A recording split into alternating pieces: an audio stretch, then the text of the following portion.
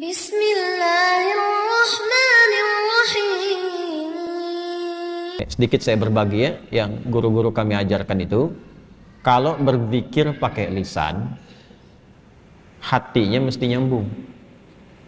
Karena itu kenapa bilangannya banyak, untuk melatih hati sampai nyambung. Gitu. Makanya disebut zikir.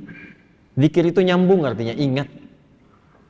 Zikir itu ingat, diucapkan berkali-kali itu untuk menyentuh hati supaya ingat. Antum saya ingatkan, besok hari Senin ya. Ya. Besok hari Senin. Besok hari Senin. Besok Bu hari Senin. 4 kali saya ingatkan, nggak ingat juga. Itu kalau bahasa Jepang itu tong teingen namanya. Masa 33 kali nyebut nggak ingat juga? Maka dari itu ulama itu karena tajam hatinya, firasatil mu'min haqqa, firasat orang beriman itu kalau semakin dekat dengan Allah semakin tajam. Lihat si fulan datang ingin perbaiki hati. Ya, oh, udah kamu istighfar aja 100 kali. Kadang-kadang melihat, ya, oh ini keadaannya seperti ini. Ada seorang syekh di Saudi kejadian, itu ahli Quran, suka menerima setoran Quran. Nah ini bagus nih, satu kali datang seorang pemuda, mukanya udah kusut, banyak masalah. Datang ke syekh itu mengatakan, Syekh, aqrinil Quran, tolong bacakan pada saya Al-Quran. Pemuda ini benar tuh. Sebab kalau mau tenang, maaf ya, ada banyak masalah atau yang sedang dihadapi, jangan banyak curhat di tempat yang tidak benar. Ya, media sosial itu tempat yang tidak benar untuk curhat.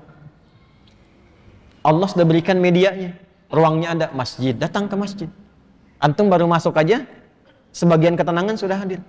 Wudu, atau buka mushaf, ya, curhatkan kepada Allah. Innama ashku bathi wa huzni ilallah. Di surat Yusuf kan demikian. Anak ini datang ke masjid, udah benar. Datang ke syekhnya, teh tolong bacakan Al-Quran kepada saya. Ingin tenang. Kata syekhnya, saya sedang nerima murajaah ini dulu. Kamu ambil wudu, sholat dulu 2 rakaat di situ.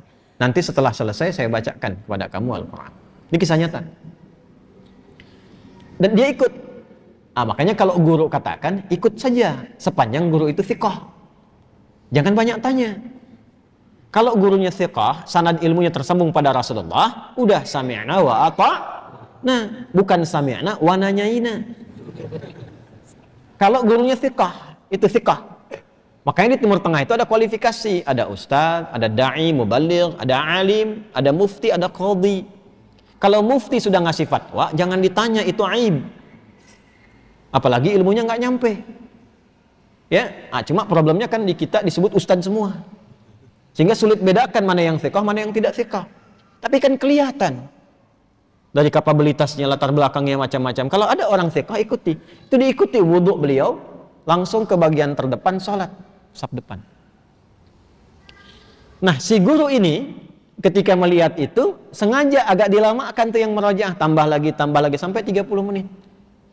Ya, begitu selesai si pemuda itu sholat 2 rakaat, dan dia menunggu sambil baca Quran, dia baca, dipanggil oleh syekhnya setelah selesai. Ta'al ya.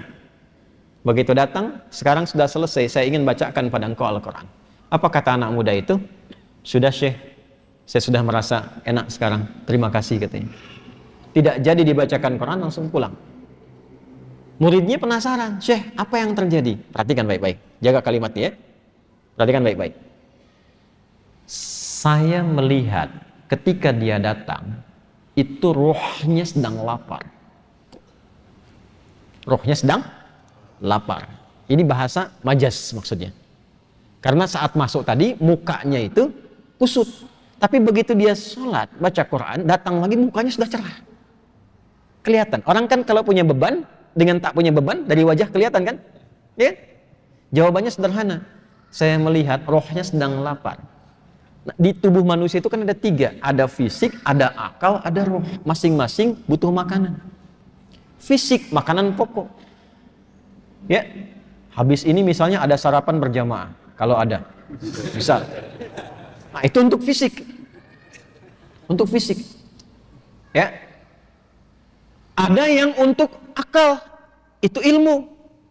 Iqra bismi rabbikal ladzi khalaq. Afala yanzuruna ilal ibili kaifa khuliqat atau afala yatadabbarunal Quran. Ngaji, belajar itu untuk akal. Tidak dipakai akalnya, tidak diberi makan, tidak belajar, tumpul. Itu pusing juga. Kalau ada orang sehari nggak belajar, itu tumpul, itu pusing itu. Makanya kalaupun tidak belajar, Allah tanamkan di telinga dan matanya supaya mendengar dan melihat, supaya ilmunya terisi. Jadi mendengar itu ada pengetahuan, melihat itu ada ilmu. Anak-anak jangan diperlihatkan yang tak penting, Bu, karena jadi ilmu awal untuk dia.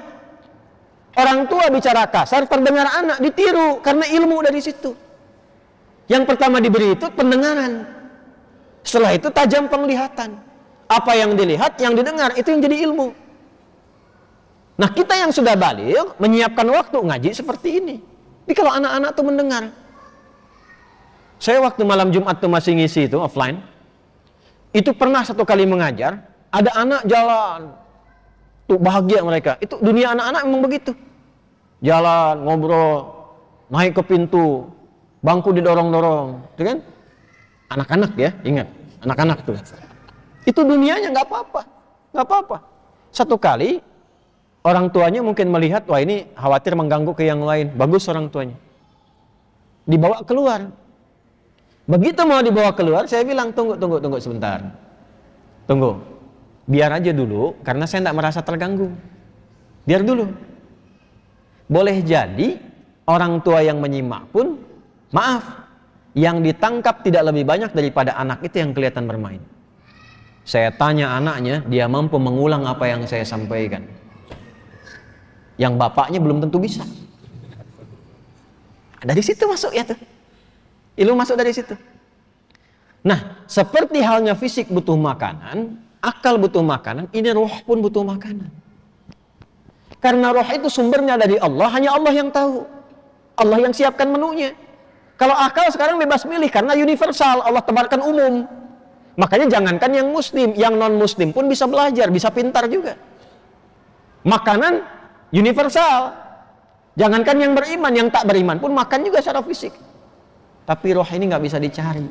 Allah hidangkan langsung, karena sumbernya langsung dari Allah. Quran surah 17 ayat 85. Yas'alunaka 'anil ruh, qulir ruhu min amri rabbi. Roh itu dari Allah. Karena itu menunya langsung Allah berikan. Itulah menu yang terkumpul dalam ibadah. Salat, baca Quran, itu semua itu kebutuhan roh. Jadi kalau nggak salat, gelisah rohnya. Cari terus gitu. Meditasi apa macam-macam, cari. Karena nggak dapat bagiannya. Syekh itu mengatakan, itu rohnya sedang lapar.